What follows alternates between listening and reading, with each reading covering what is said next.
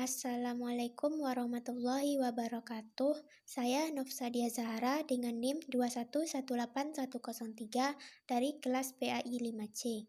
Ini merupakan tugas UAS media pembelajaran, yaitu tentang contoh media pembelajaran Al-Quran Hadis kelas 8 MTS tentang keseimbangan hidup di dunia dan akhirat. Yang pertama yaitu konsep keseimbangan hidup di dunia dan akhirat. Terdapat dalam 3 hadis. Yaitu Bismillahirrahmanirrahim. Laisa bi khairikum man taraka dunyahu li akhiratihi wala akhiratahu li dunyahu hatta yusiba minhuma jami'an. Fa inna dunya balagun ilal akhirati wala takunu kalla 'alan nas. Hadis riwayat Ibnu Asakir.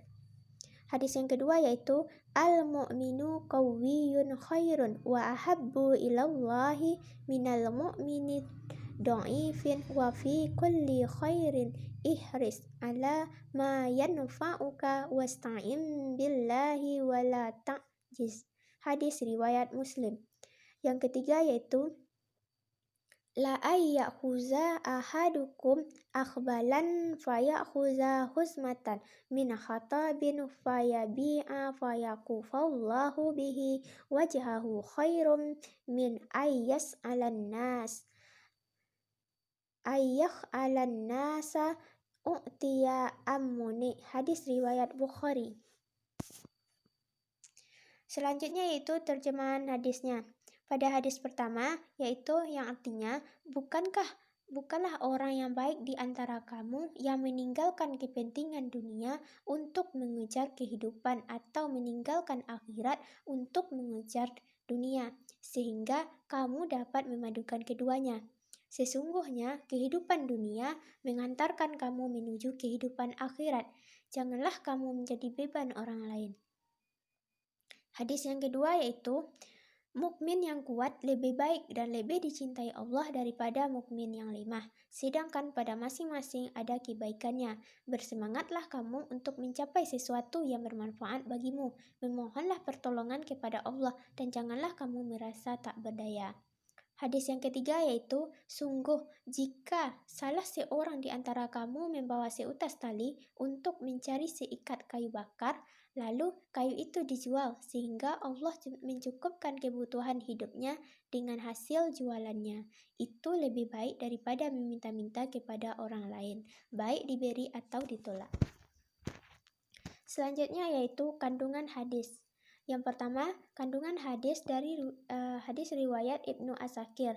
Yang pertama, tidak dibenarkan orang Islam lebih mengutamakan kehidupan akhiratnya hingga melalaikan kehidupan dunianya. Begitu pula sebaliknya, mengejar kehidupan dunia hingga melupakan akhirat juga bukanlah hal yang baik. Yang terbaik dalam Islam adalah adanya perhatian yang seimbang antara kehidupan dunia dan akhirat. Yang ketiga, kehidupan dunia perlu diperhatikan bukan sebagai tujuan hidup, akan tetapi sebagai sarana untuk mencapai kehidupan akhirat.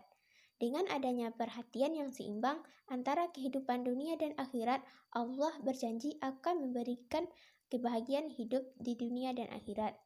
Selanjutnya, agama Islam melarang pemeluknya menjadi beban yang memberatkan bagi orang lain. Selanjutnya itu kandungan dari hadis riwayat Muslim. Adapun pembelajaran yang dapat kita ambil yaitu orang mukmin yang kuat lebih baik dan lebih dicintai Allah daripada orang mukmin yang lemah. Hadis ini merupakan motivasi bagi umat Islam untuk menjadi umat yang kuat. Kuat yang maksud di sini yaitu kuat imannya, kuat ilmu, kuat ekonomi, kuat semangat, dan kuat fisik. Selanjutnya yaitu hadis riwayat Al-Bukhari. Adapun pembelajaran yang dapat kita ambil yaitu motivasi untuk bekerja guna memenuhi kebutuhan hidup diri dan keluarganya. Yang kedua, untuk tidak merasa rendah diri dalam melakukan pekerjaan yang halal meskipun harus mencari kayu bakar. Yang ketiga, bekerja dengan semampunya untuk memenuhi kebutuhan diri dan keluarganya. Jauh lebih mulia ketimbang meminta-minta kepada orang lain. Yang keempat, meminta-minta kepada orang lain adalah perbuatan yang tidak terhormat dan seharusnya dijauhi oleh setiap muslim. Yang kelima, wajib bagi setiap muslim memiliki penghasilan untuk memenuhi kebutuhan hidupnya, sehingga tidak akan menjadi beban orang lain. Selanjutnya yaitu keterkaitan kandungan hadis dalam perilaku keseimbangan hidup di dunia dan akhirat. Yang pertama, keterkaitan kandungan hadis. Pada hadis pertama, mengajarkan tentang keseimbangan dalam memperhatikan tentang kehidupan dunia dan akhirat. Jadi, tidak benar meninggalkan dunianya demi kepentingan akhiratnya. Begitu pula sebaliknya, Islam melarang kepada pemeluknya menjadi beban orang lain. Ini berarti mendorong untuk hidup mandiri. Yang hadis kedua yaitu mengandung motivasi agar hidup penuh semangat dan untuk selalu meminta pertolongan kepada Allah, sehingga akan menjadi orang mukmin yang kuat. Karena orang mukmin yang kuat lebih baik dan lebih dicintai oleh Allah. Pada hadis ketiga merupakan dorongan yang sangat kuat untuk bekerja keras dalam rangka memenuhi kebutuhan diri dan keluarganya. Apapun pekerjaannya, yang penting halal. Hal ini akan dapat menghindari perilaku meminta-minta kepada orang lain. Selanjutnya yaitu akibat atau dampak positif yang diperoleh umat Islam ketika menerapkan ajaran-ajaran yang terkandung dalam ketiga hadis tersebut. Yang pertama, akan tercapai kebahagiaan hidup di dunia dan akhirat. Yang kedua, dapat memenuhi kebutuhan hidup sendiri sehingga tidak meminta-minta dan menjadi beban orang lain. Yang ketiga, memiliki pribadi yang mandiri. Yang keempat, menjadi mukmin yang kuat dalam segala bidang. Yang kelima, terasa selalu dekat kepada Allah sehingga hidupnya tenang.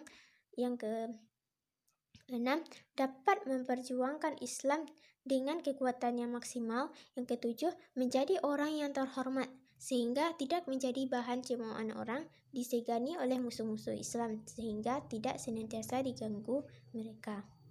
Baiklah, sekianlah penjelasan dari saya. Semoga dapat bermanfaat.